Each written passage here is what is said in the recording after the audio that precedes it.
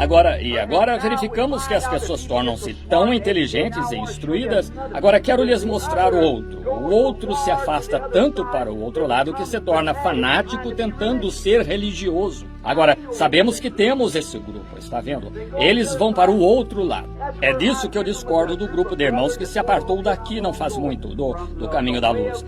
Eles simplesmente não podiam ver o fenômeno sendo realizado sem que formassem um grupo para si. De modo que se reuniram no Canadá e formaram um grupo de pessoas que eles iam se espalhar e fazer apóstolos e profetas uns dos outros e coisas tais. E deu em nada, está vendo? E sempre cairá. Está vendo? Eles acham que por serem, que eles de tal modo condenam as outras coisas. E as coisas que vão direto para o outro lado. Está vendo? Existe um lado que é altamente intelectual, frio e indiferente. Eles negam tudo lá. E os outros se colocam do outro lado com um bando radical de emoção e negam a palavra. Mas a igreja realmente verdadeira fica bem no meio da estrada. Agora, se notar, ela tem o conhecimento bíblico do que Deus disse e é suficientemente espiritual para ser quente no coração, e o caminho é exatamente este. Isaías disse que seria assim. Ele disse: haverá um alto caminho. E os abençoados, santos e preciosos amigos da Igreja Nazarena, um poderoso, pequeno movimento a que Deus deu início, mas o que eles se tornaram? Quando Deus começou a falar em línguas na igreja, eles ficaram tão religiosos e se fizeram tão formais que chamaram isto o diabo. E está vendo o que aconteceu com eles? Está vendo? Está vendo? Eles mais santo do que és. E assim verificamos que todas essas coisas dão em nada e se extinguem. Está vendo? E o outro lado, agora, um lado torna-se fanático, o outro lado torna-se frio e formal. Agora Isaías disse: haverá um alto caminho. E os nazarenos e muitos do antigo povo da santidade costumavam dizer: o bendito e antigo alto caminho. Glória a Deus, estamos subindo pelo antigo alto caminho. Mas lembre-se, não foi exatamente isso que ele disse. Ele disse: haverá um alto caminho e é uma conjunção. E um caminho. E não se chamará o alto caminho santo, mas o caminho santo.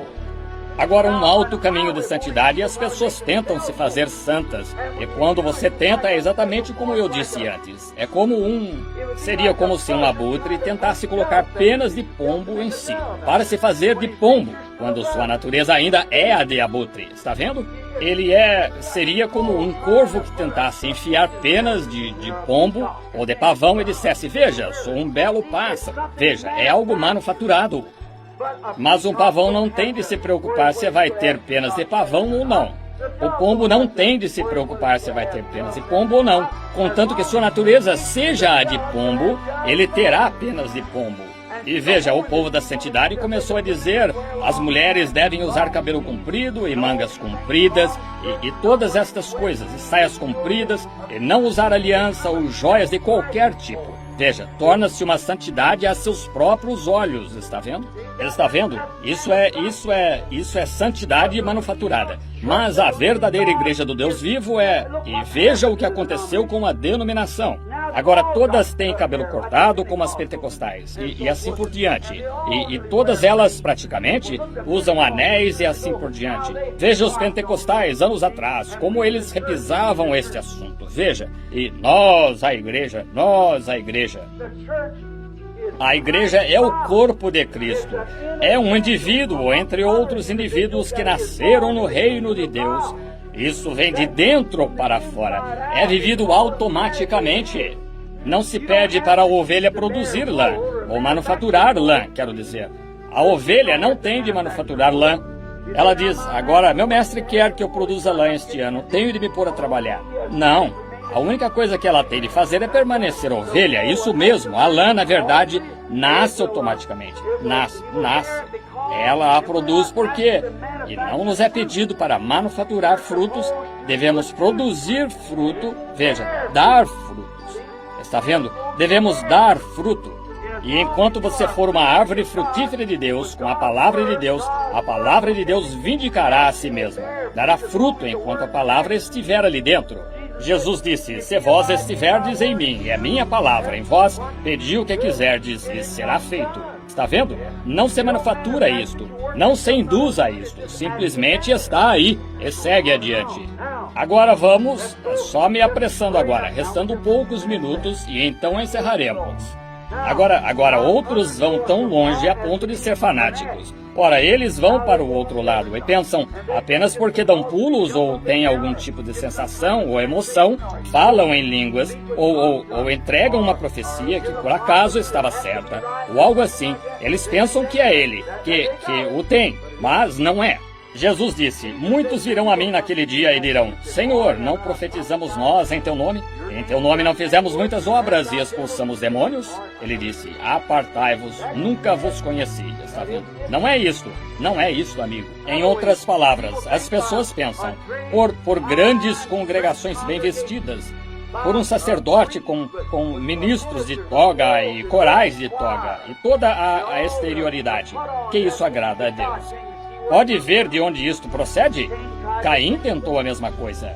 E ele construiu um altar para si, sem dúvida que o fez formoso. E o homem era sincero, ele adorou. Ele pensou, contanto que eu seja sincero não faz diferença. Faz diferença. Você pode estar sinceramente errado. Note, ele construiu este altar e ele provavelmente colocou flores e o enfeitou e colocou belos frutos e pensou, certamente que um Deus grande, santo, limpo, formoso aceitará este sacrifício.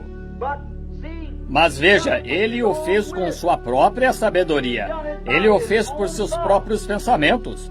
E assim é hoje. Eles o fazem por sua própria sabedoria, por seus estudos, por sua instrução e éticas que aprenderam. Mas Abel, por uma revelação pela fé, ofereceu a Deus maior sacrifício. Nada limpo nele, ao que parecia humanamente falando. O animalzinho, e agarrando-o pelo pescoço, enrolando um cipó nele assim, e arrastou-o até o seu altar. Não havia nada tão bonito nisto. Deitando-o no altar e golpeando sua pequena garganta com uma rocha afiada, até seu sangue espirrar nele todo. E ele balindo, morrendo. Foi uma cena horrível, ver isso. Entretanto, foi simples.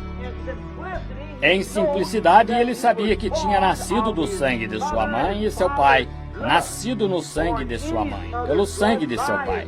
E foi sangue que causou a queda, de modo que era sangue que levaria de volta. Assim ele ofereceu a Deus maior sacrifício, porque lhe foi revelado. E alguns dos irmãos hoje pensam que eles comeram maçãs e peras. E vi a coisa mais radical outro dia no jornal.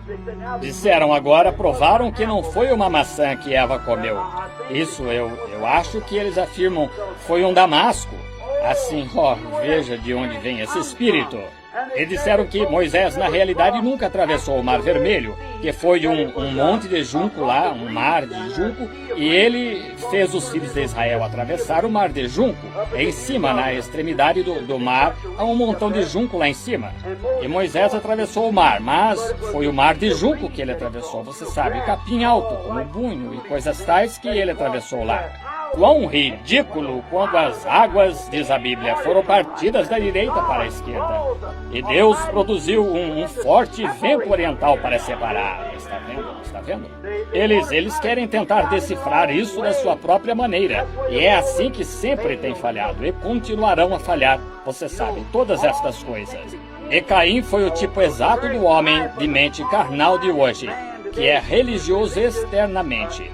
Ele quer fazer algo externamente, mas ele vai à igreja e ele faz uma porção de coisas para o edifício.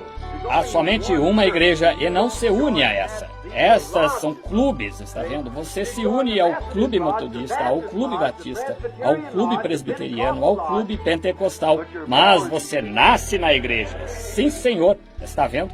Todas estas são clubes.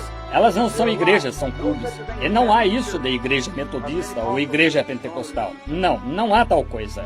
Não, isso está tudo errado. Está vendo? Elas são isso mesmo. Elas são clubes aos quais as pessoas se unem. Mas você nasce na igreja do Deus vivo, que é o corpo místico de Jesus Cristo sendo formado.